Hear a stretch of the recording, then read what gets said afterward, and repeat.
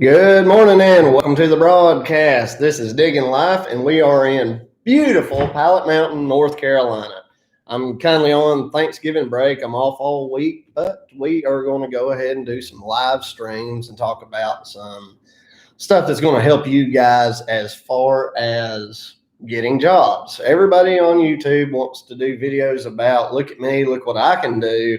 And some of them are actually out there teaching you guys on how to do some of this. But knowing how to do stuff is a very small part of doing excavation and grading. The main thing is you've put your advertising out there. You put the word out there that you guys are doing this kind of work. Well, then the phone rings. What do you do then? You know, it's kind of tough for a lot of people. And just so you guys know, if you need to refer back to this, I have got the GoPro set up and I'm going to be trimming that down. That'll be edited, and that way you guys can see the main points of this live stream and hopefully get something out of it more than just a few minutes of entertainment. I think it'll probably be about a 30 to 45 minute stream and an even shorter video, making it easy for you guys. So there's Dominique. Hey, what's up? Welcome to the broadcast. Stephen Tedder, a familiar name. Yep, I am in Pilot Mountain, North Carolina. Mayberry, where the Andy Griffith Show is filmed. It's where my wife is from. Shane Rowland, how's it going? It's good to be here, man. Thanks for joining us. You guys drop in the comments. I'm super excited, too, that we have gotten a graphic designer to design a cartoon version of me, and I got it this morning, and it was absolutely hilarious. Sorry about the echo. Everything in here is hardwood, hard walls. You know, it's not much of a studio. Usually my studio is in a noisy excavator anyway, so, you know, this is an improvement. But we're going to be getting merchandise put out there. It's going to be, just to give you guys a hint, it's a cartoon version of me, almost a caricature. And it is going to be me sitting atop a tiny little bulldozer with a big head. And of course, my floppy hat, sunglasses. These are in everything. So it's hilarious. And if you guys are interested in any kind of merchandise, you know, list it off in the comments for me, because, you know, we're just a small channel. So, you know, we're still at about 6,000 subscribers. So we don't have the income to put into a whole lot of shirts, hoodies, mugs, stickers, what have you, if nobody wants them. So let us know. If you comment, you're not obligated, obviously, to buy. You're not signing up for anything. You're just giving me an idea of what kind of stuff you guys want. So that's super exciting. It was hilarious. It's exactly right, Dominique. It was hilarious. I mean, like, Kelly woke me up this morning holding the phone with this picture, and I busted out laughing. I was like, this dude nailed it. So once we finalize everything, and in the YouTube video that I'm filming over there, I'll put in the description the link to this guy who's doing our graphic design, because he nailed it the first time. It was awesome. Send you the excavator. Yeah, no doubt. It's hilarious, man. Hilarious. We'd like to have a shirt. Cool, man. Cool. And we're not going to like try to get rich off merchandise or anything. It's mostly going to be to get ourselves out there in the world and, you know, exposure. You know, we want to build the channel up. We want to help people.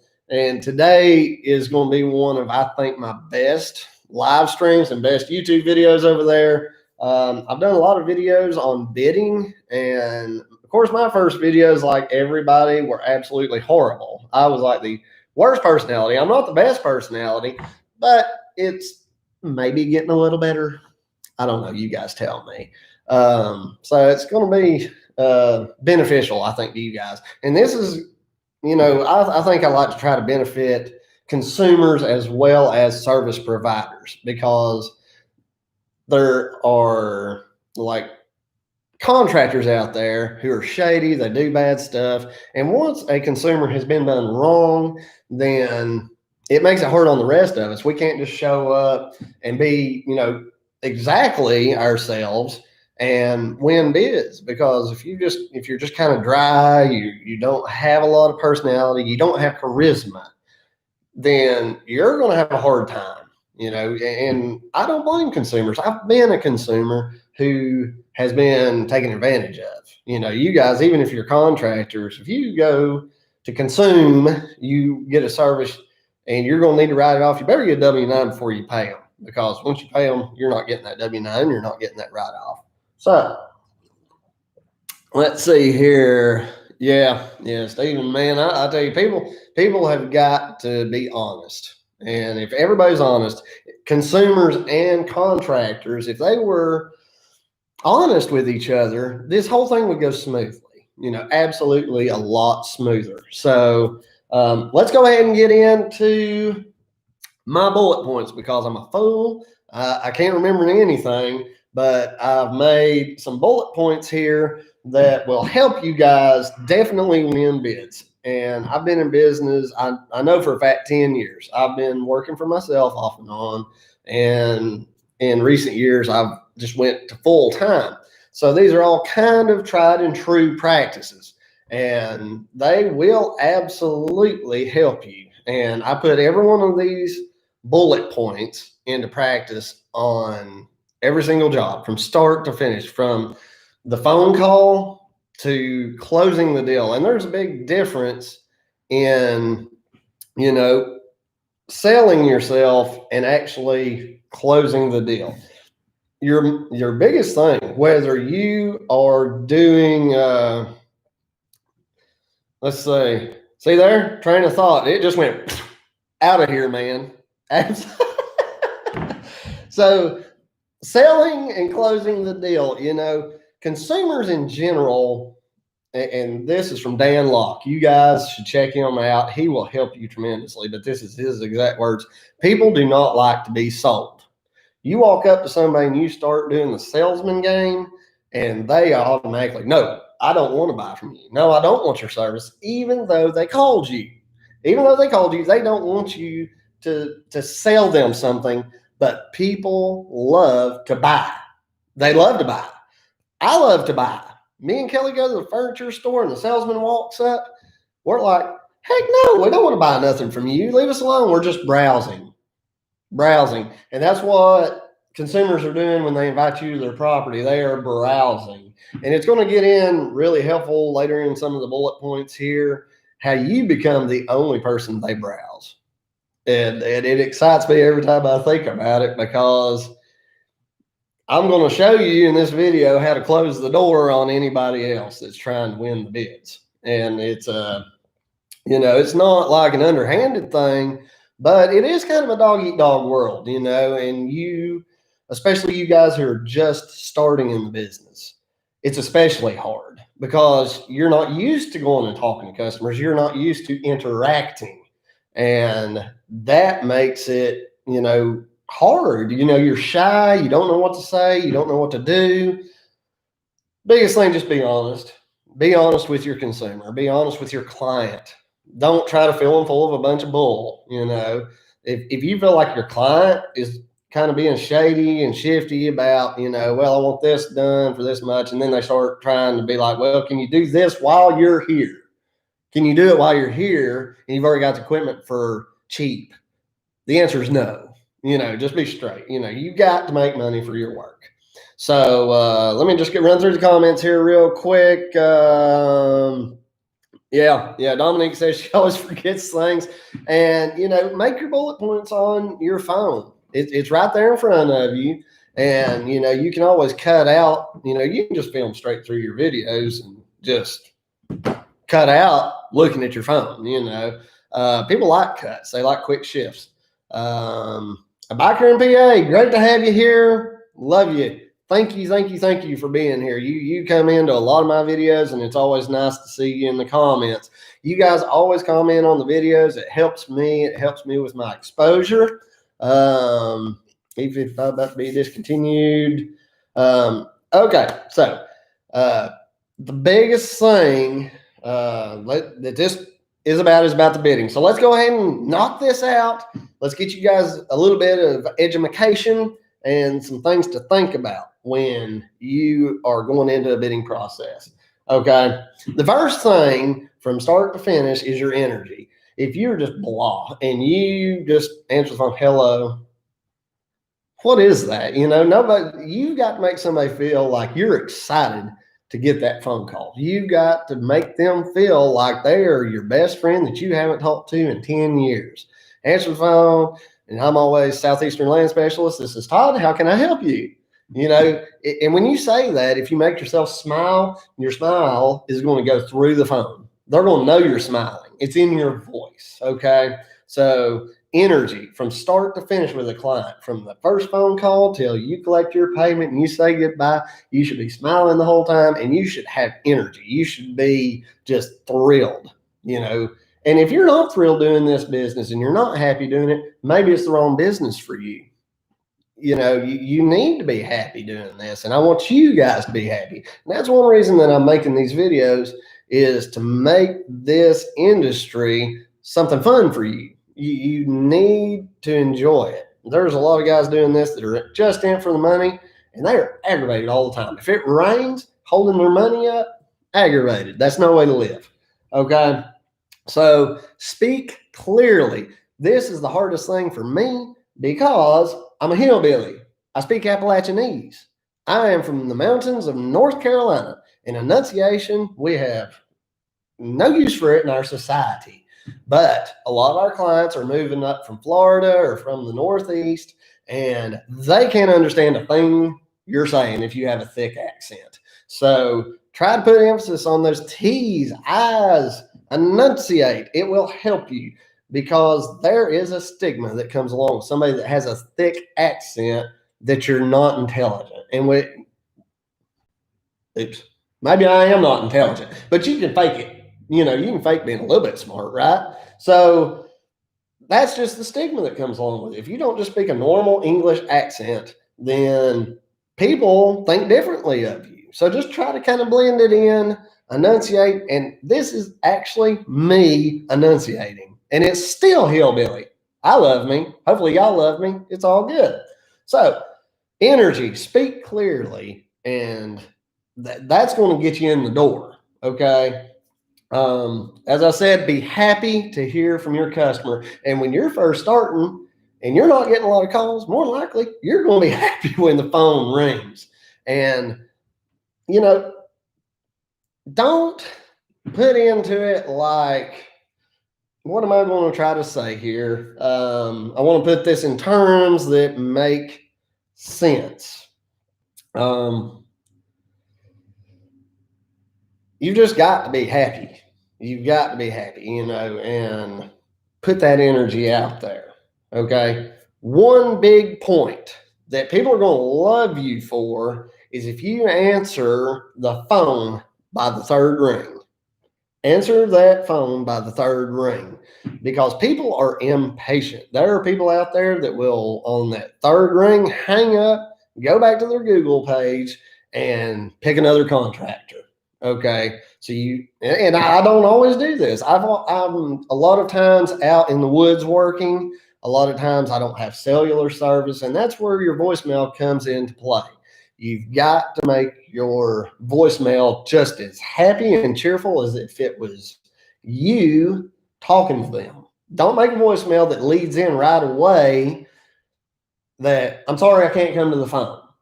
Nobody's going to like that. Your voicemail should start just like you answered the phone. Southeastern Land Specialist, this is Todd. How can I help you? Just like that. But cut off the how can I help you, and add in there, your call is very important to me. Not, I can't come to the phone right now. Your call is very important to me. And then you just leave your generic, please leave your name and number, and I will get back to you as soon as possible. That's important.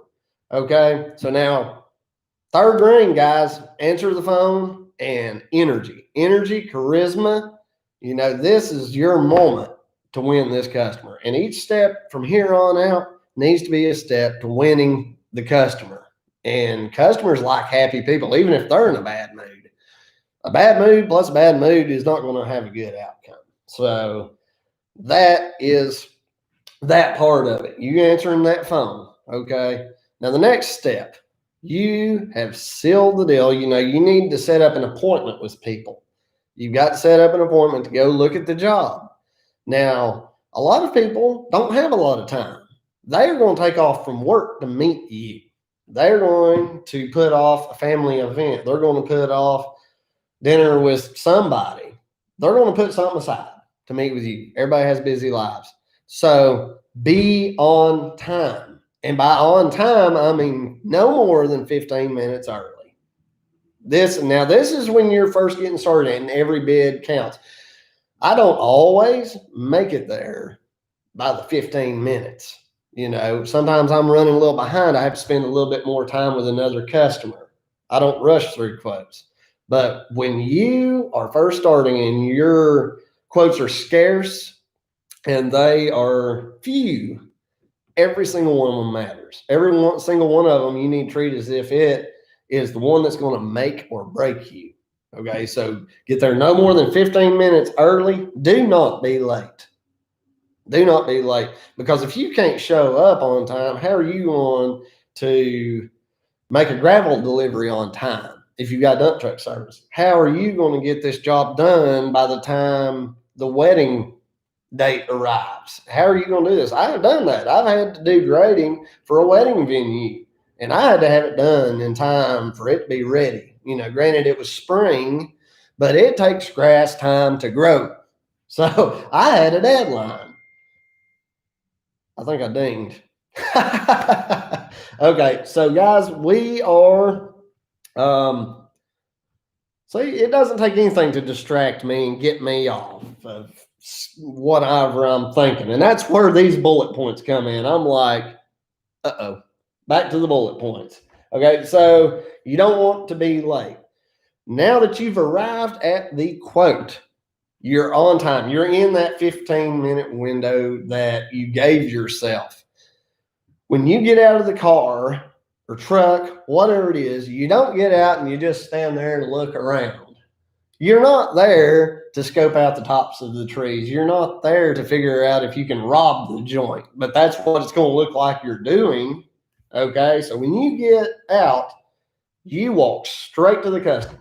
You walk straight to the client and you're smiling. Be happy. Walk upright. Don't be hunched over. You may feel shy.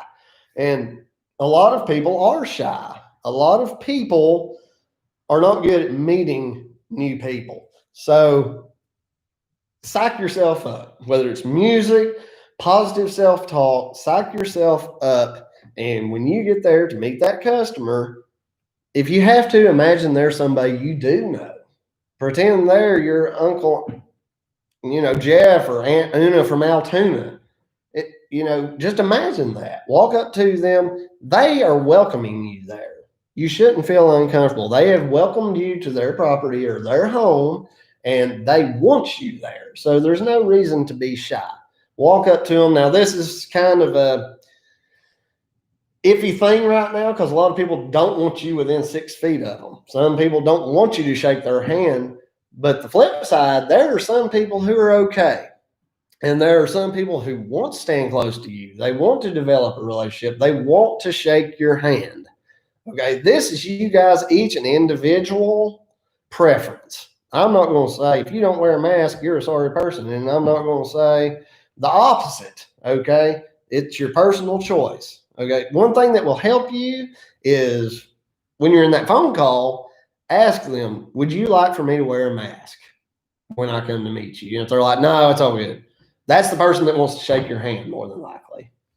Okay. If they say, yeah, if you don't mind, then put the mask on. Okay. Put your pride, put the point you're trying to make aside. You've got a living to make. So put the mask on, smile behind that mask, because even though your face is covered, people can see your eyes smiling, and that's going to help. See what I'm saying? Now, if you frown, smile. Okay? People can see the smile in your eyes, and it will still work. Okay? Let's see. Moving on to the next point. You've got to talk to a customer as if they're going to be actively doing this job with you.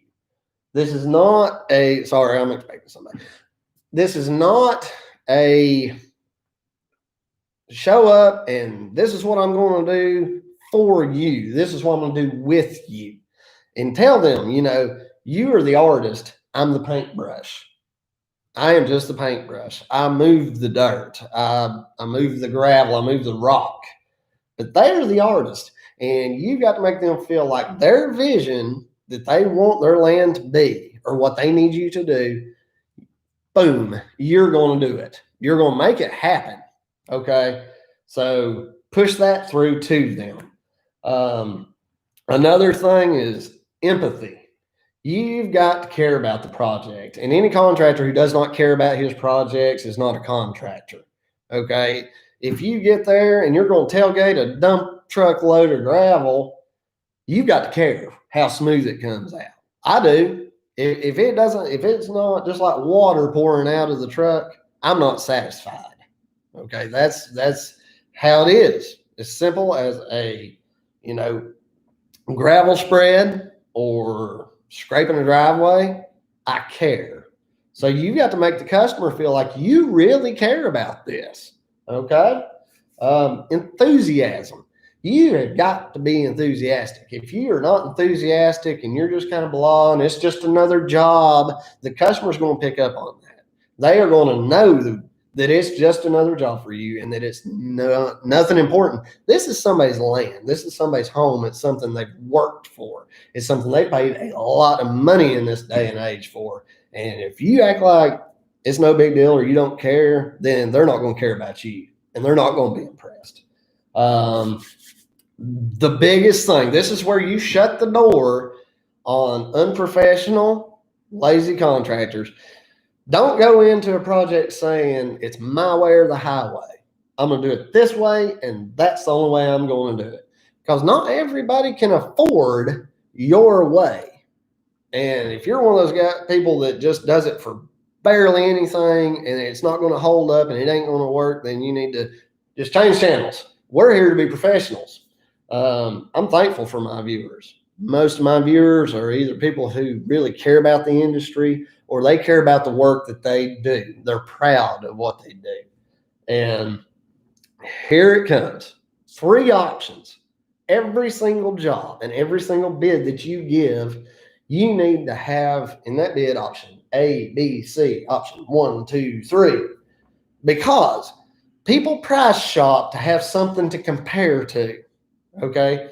Now you've answered the phone on the third ring. You got to that bid first.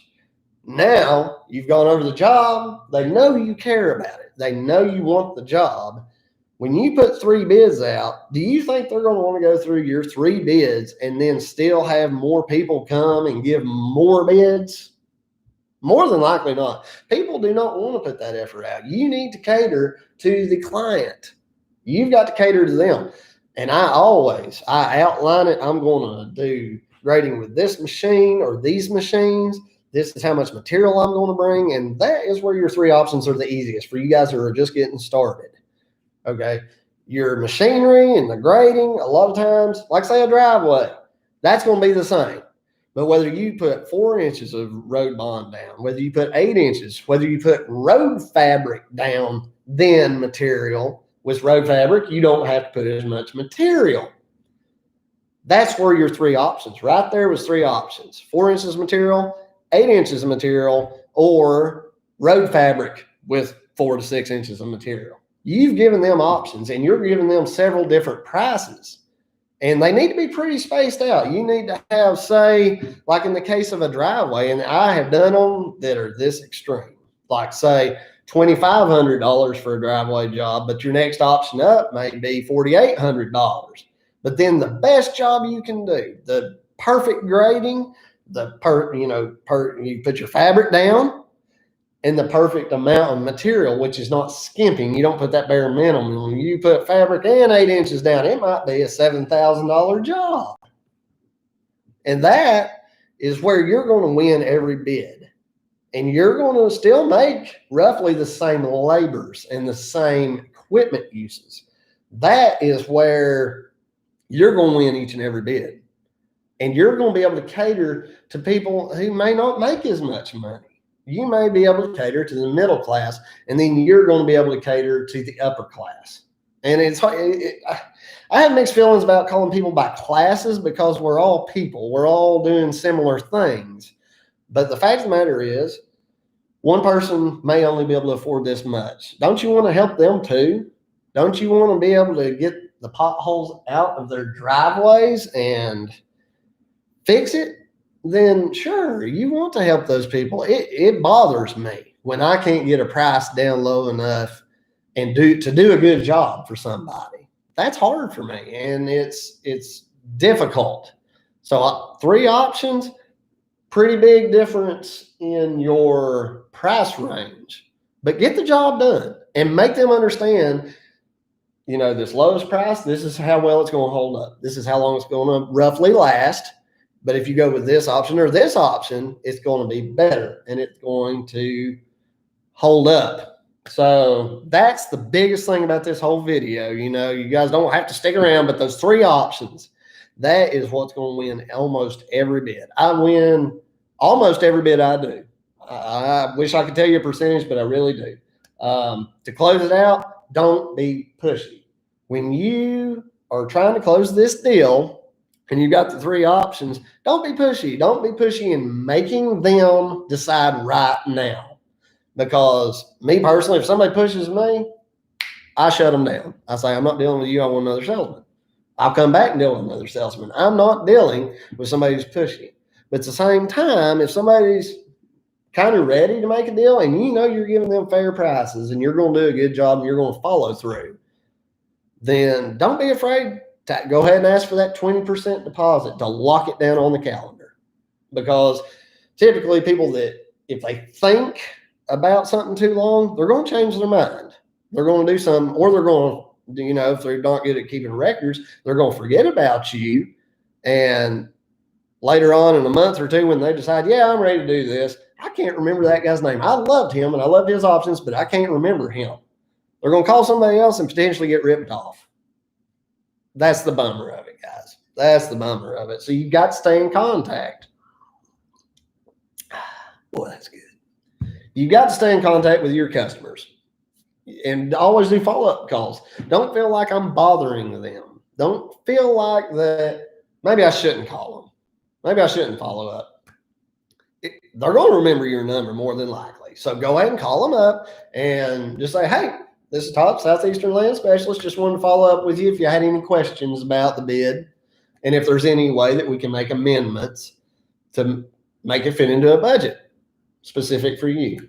So I'm not going to draw this video out, guys. I mean, that's one thing that I really wanted to cover and help you guys win the bid. Again, I've got the GoPro set up and I'm going to go ahead and shut it off and then we can just do some Q&A. I know you guys have been commenting. Sorry I haven't been answering them as they popped up. This is you. I know Dominique looks at this thing all the time here.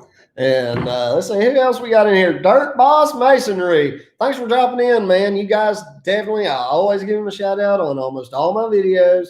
Check his channel out, man. He's got the personality to win it over, guys. Dirt Boss is it, man. We got Dirt Boss, Dominique. Now we need Elite Earthworks in here, which he might be. I just haven't been paying attention. Let's run through some questions real quick. Ohio Valley Pond and Excavation. Love the channel. Thank you so much, and thanks for being here. You guys are what makes this whole thing possible, and we built in October a year ago, I had 105 subscribers, and we've jumped to 6,000. That's not a whole lot, but I'm thrilled. Go over Dominique's channel, check it out. Hers started after mine and has just skyrocketed. People love her, and just check it out. And again, Dirt Boss, I love his channel, man. His catchphrases, he's got 2 of them, and the way you're going to find them out is if you go over there and check his channel out. Let's see. Do I use a program to generate quotes or bids? No, I actually just get their email address and I type it up, and I make it look like a recipe. I make it look like that I am going from step 1 all the way through the end, very detailed.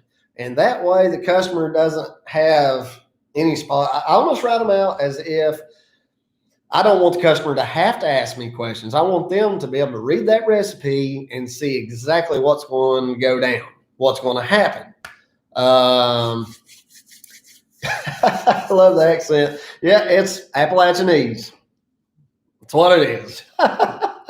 Let's see. Lunch break. Dirt Boss is taking a lunch break and he's actually watching my channel. I'm flattered. I am really flattered, man. I really am. I'm waiting for Dominique to buy her own truck. That's what I'm waiting on. Her and her husband just bought their own service truck. He's going to be doing his own service work. So if she wants to drop a link to that, please do. Please do. If you want to put your information, city and state, and that way if somebody's passing through and needs diesel repair, they can help you out. Moving along in the questions here. Got to get back to the mud. Have a great day. Thanks, Ohio Valley. Enjoyed digging in the mud. Let's see here. Pat Hammer from California. I have to know how to not hurt the toad dirt frog.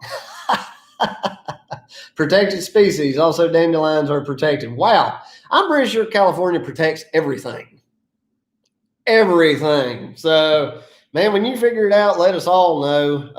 I recently looked at a pond job and they didn't want the frogs hurt. And I said, I may not be the right person for this job because I can't guarantee that. True story. Let's see. Don't step on them. Yeah, no doubt. Let's see. Justin, want to get into the forestry mulching land clearing business? Would you recommend starting with a skid steer with a mulching head or an excavator with a mulching head? Very good questions. As far as forestry mulching, if you're in flat, dry ground, at 90% of the time, I would go with a skid steer and like a bull hog head. But if it's very uneven ground or it's very wet or very steep, definitely an excavator.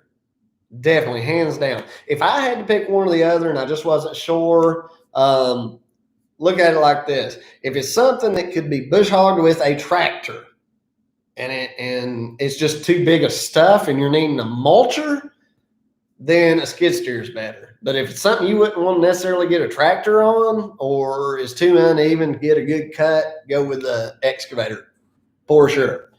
Let's see. Dump trucks are so expensive. Well, if I had Dominique's money, I'd burn mine. Let's see. Just checking in. Thanks, Mako. We appreciate it.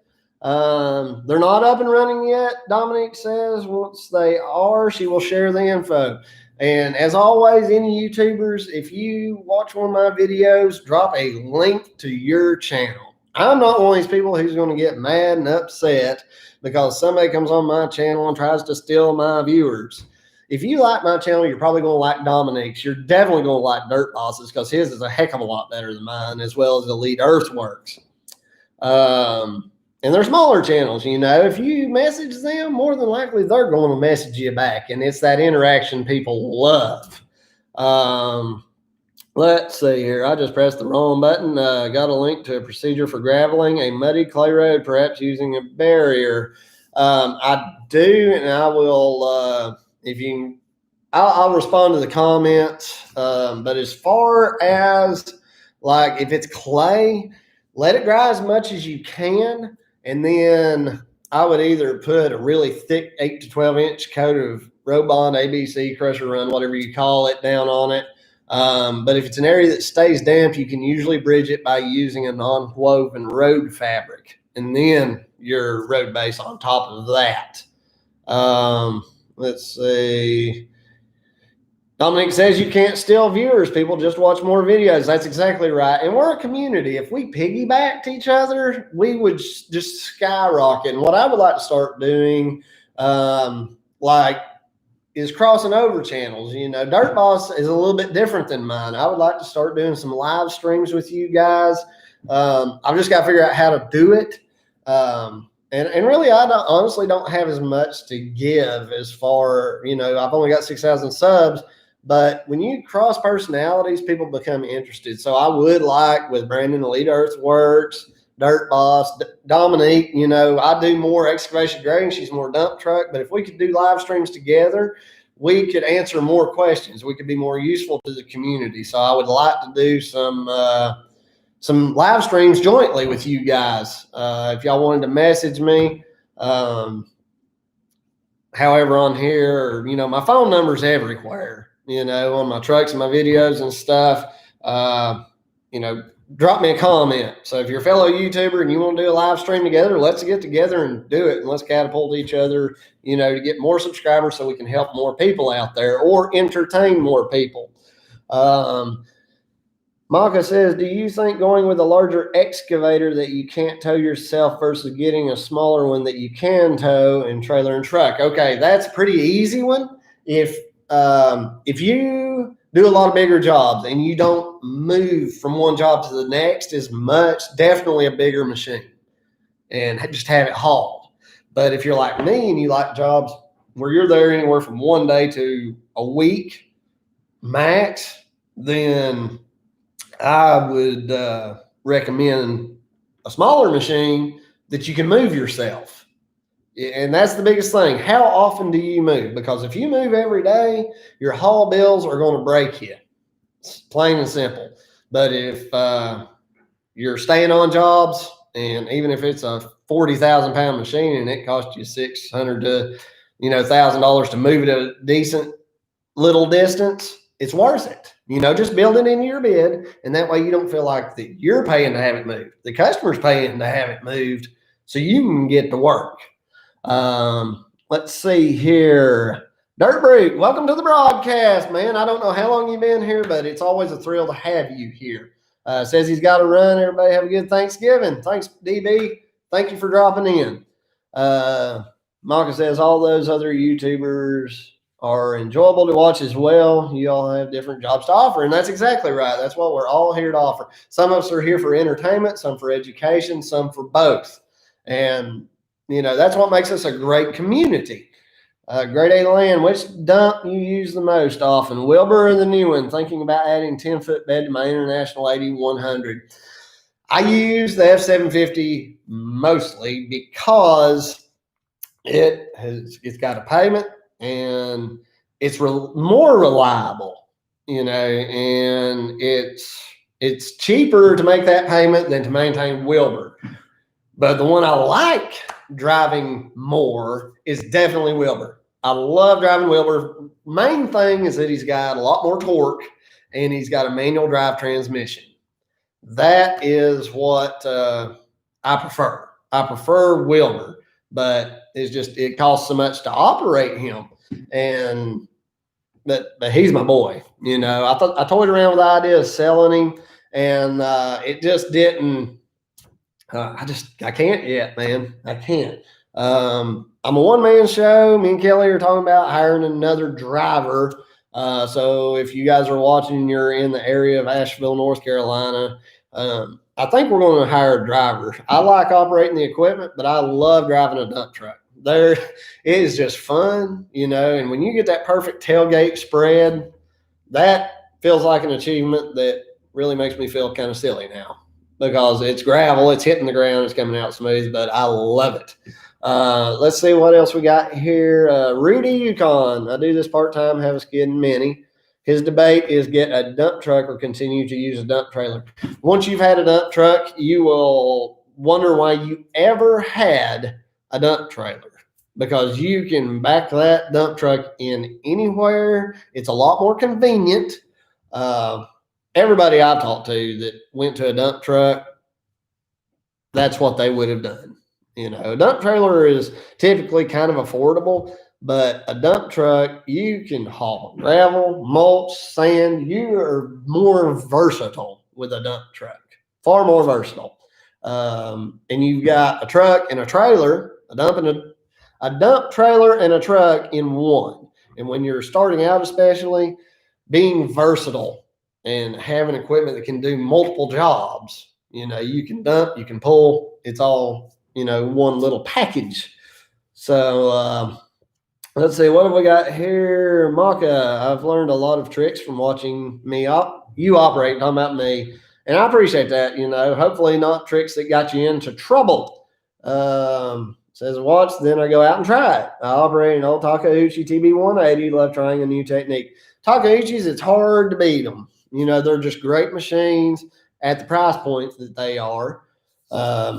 yeah, if you see me do something and I don't die, sure, try it out. You know, if I ever do something and it's stupid or I was an idiot, I'll tell you. I'll still post it just so you can see it and don't do it. But I will tell you, bad idea.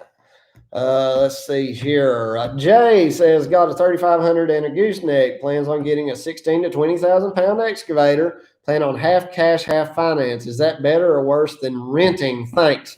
Okay. My philosophy: once you say you're renting, and I did this. I was renting my Yanmar 80 that I own now, renting that exact machine. And once it got to where I was spending twice as much on renting it as if I owned it and had a payment, that's when it's time to buy. You don't want to spend thousands and thousands every month renting something that you know you're going to use. And I can tell you guys, more than likely, if you buy an excavator, everybody in the surrounding area is going to be calling you once the word gets out. You've got to get the word out, but you will have work. My excavator, I can't think of a time that it sat more than a couple of days other than me being on vacation. That thing has paid for itself. It's not one of those things you have to have records for to know, is it paying for itself? An excavator absolutely will, you know, if you know how to win, if you can get the bids. And, you know, right now, despite the virus, everything's great. We're all making money. Everybody I know is booked out anywhere from 1 to 3 months. You know, we're out till, I think we're booking January, beginning to middle of January. We're booking it. That's how far out we are. And that's kind of my comfort zone. Let's see here, Little Sketchers. What is the best machine when you just start in excavation? It depends on the type of work you're doing. For me, in the mountains, it was definitely an excavator. If you do a lot of driveway work, I would get a tractor with a loader and a box blade or a scrape blade. That's where I would go with that. Skid steers are great if you're doing a lot of dirt moving, unless you're Elite Earthworks, and then you can do anything with a skid steer because you're freaking awesome. Let's see here. Rudy Yukon, yeah, I think I would agree. Yeah, you'll have to get your CDL if you're over 26,000 pounds. Okay, there's a common argument with everybody. Do you need a CDL or not? If you have a Class C CDL on the back, it says you can operate any vehicle up to 26,001 pounds or less. Not a pound over. They will ticket you. It does not say any vehicle 26,001 pounds or less, except if it has air brakes. That's what it says, and I would go by that. You know, now you may get a ticket from a cop who wants to write you a ticket because you have to have air brakes. Do your own research in your own city. There went the GoPro auto powering off. Let's see here. Maka, also watching excavation fails. Yep. Watch some excavation fails and you will learn what not to do. Little Sketchers, how worth it is to get a CDL in this business, and do you recommend a Class A or B? Class A CDL, 100%. Because as soon as you get a Class B CDL, you're going to need to pull a trailer that's rated for more than 10,000 pounds. Because if you've got a dump truck, I can't think of many excavators that you're going to get much work done with unless it's a heavy son of a gun. Now, you could pull a 12,000 pound excavator on a 10,000 or less pound trailer because a lot of your weight is going to go on the tongue, which is going to put weight on your truck. So it depends on the size of the machine that you know you're going to run. But me personally, if you're going to go through the trouble to take the tests and you're going to go do the drive around anyway, Class A CDL all the way. You will not regret it. If you get a Class B, more than likely you're going to regret it. Rudy Yukon, and he has insurance. What drives him is that he pays as if he was a full-timer doing this. There's no discount for part-time. That's exactly right. It does not matter whether you're a full-time or part-time. You are working. You're doing a job. You should get paid. Maka says, do you think going with, say, a dually 350 dump bed versus 350 single wheel in a dump trailer if you're going with the 350, you're not going to be able to do a whole lot in excavation and grading. It's going to have to be tiny little projects. And even with my dump trucks, be able to haul 8 to 9 tons of material, that does not go far. And you're going to run the wheels off of it. So, Maka, if you are really thinking about doing excavation and grading, go ahead and go with a 650 or 750.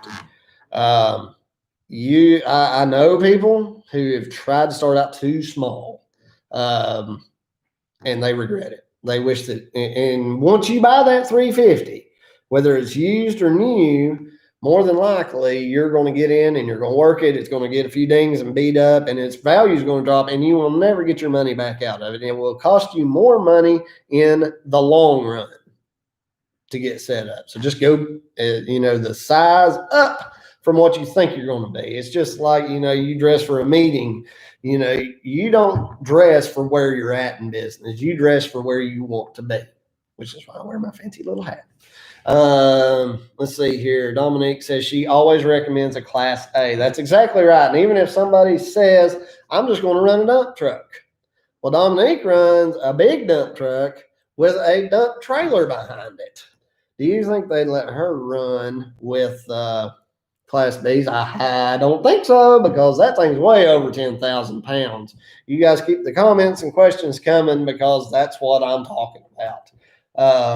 And we just ran out of material here. Just give you guys a second to jump in there and drop me some questions. And if any of the YouTubers on here have anything to add, please add it in the comments, because I want to bring those comments in and your knowledge and spread it out. Let's see. Rudy, he said he even spec'd out a 550 and not. It's worth it. Might as well get a 650 or 7. Absolutely. You can get a 750 for about the same price as a 650 and a 650 for about the same price as a 550. Go ahead and go and get air brakes. I do not endorse hydraulic brakes. I don't like them. I've run trucks with them, so I can speak from experience. I'm not just saying I just don't like them because I never used them. I do not like hydraulic brakes. Air brakes will stop you, and they're reliable. You run out of air, they're going to lock you up. If you blow a line in hydraulics, you're going to lose a lot of your braking. Whole lot of it. Yeah, Dominic says, yeah, it's way too heavy for a Class B. That's exactly right. Exactly right. Just Class A. I've taken people. I used to train people drive 18-wheelers. And I'm just telling you, in this business, everything is heavy, from the equipment all the way up to your materials, gravel, dirt. It's all extremely heavy per volume. So, if you think I'm going to use a little bitty excavator, a little bitty dump truck, that's fine.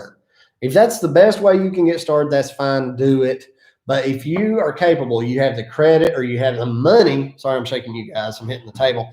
If you have the means to go with a bigger setup and it's not going to just break you and make you, payment sick, go bigger, go a little bit bigger, and, make life easy on yourself. Let's see here. Little Sketchers. Do I think I should go to a CDL school or try and find someone to teach me? I think CDL schools are a great way to go. I actually got my CDL from Snyder National, the big orange pumpkins, way back when. I went to their truck driving school in Charlotte. Went straight in driving tractor trailers. Traveled all 48 states and 2 provinces of Canada. And it was a great way, to get your CDL. And those schools are regulated, so they're going to teach you right, for the most part. They will teach you right, and you're going to leave with a CDL for the most part. If you go to one of those schools, you're going to get your CDL. And it's the easier way to go. But if you know somebody that has a Class A CDL and they don't care to take the time to teach you, if you can just shadow them and do all the driving, that's a good way to go too. There's nothing wrong with that. But a lot of the schools are third-party testers. So the same people who are teaching you are going to be doing your driving tests. and they send in your paperwork. You go to the DMV and you get your CDL. If you get taught by an individual, you can also call up one of these driving schools and schedule a driving test and just pay them a little bit. It's a couple $100, I think, to just be tested by them, because the DMV tends to be way behind. North Carolina, last I heard, was like 6 months behind doing your driving test. So that's going to hold you up 6 more months getting your test done. So either way, I would line up on the schools to do your test. It'll move things along a lot quicker. Let's see here. Shane Rowland, how about doing a job with another channel? For example, you and Dominique. That would be cool if I wasn't in North Carolina and she wasn't. I think she's in Washington or Oregon. I'm sure she'll tell us. She's all the way across the country. And a lot of what we do is when we're on site. So Washington State. So we're a little bit far apart to be able to collab like in real time and like work together. I think it'd be a blast. You know, if she was running the dump truck and me and Elite Earthworks are doing the dirt moving, I think it'd be epic. Hey, there's Skid Steer Drew, guys, another YouTuber. Check his channel out. Recently moved on to be self-employed, and I am stoked for him. Yeah, it'd be awesome to get together on a dirt moving project and all of us work together. I think it would be epic. Absolutely epic. I've toyed around with the idea of starting a heavy equipment operating, like a school, or like offering to let people come to my personal property and me teach them how to operate excavator, dump truck. I thought that'd be kind of fun. If I ever got slow enough to where I could do that, I think it'd be really cool. That idea actually came from a viewer who, come on, Dominique, we'll move some dirt. We'll make it happen.